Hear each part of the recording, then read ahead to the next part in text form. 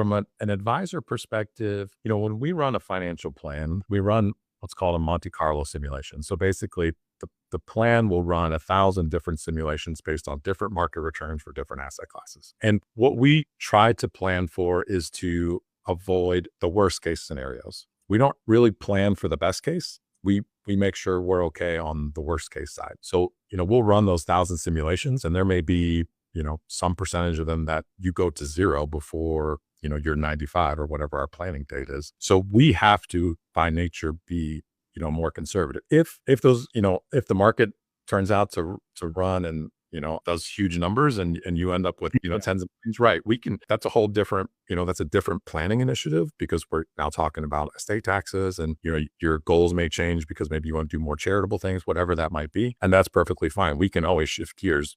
To your point about, everything changing all the time, I try to make the analogy, like your financial plan, it's like we're standing on the deck of a ship in a storm, trying to throw a dart at a dartboard.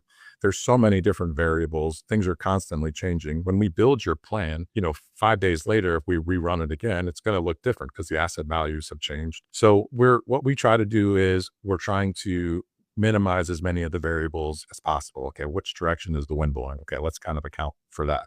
Is the ship going up a wave or down a wave? Let's kind of account for that. So we try to minimize the variability there, but again, we can't see the future. So we have to try to plan for or avoid those scenarios where the plan doesn't look good. And a big piece of that, beyond just the planning, the goals, the asset allocations, flexibility. We talk to clients about this all the time too. To be successful in retirement, you really want to try to go in with as much spending flexibility as you can, because in those years where the markets are down, it may behoove you to spend less in those years, because we don't want to sell from depreciated assets. Of course, we try to have cash available. But again, we talk about try not to go into retirement with a bunch of fixed expenses, because fixed expenses are fixed expenses. Whether you have the money to pay them or not, they're going to be there. So the more you can minimize that, the less stressful, number one, retirement will be. And number two, probably the more successful you'll be, because if we do have a consecutive number of down years, you can adjust your spend.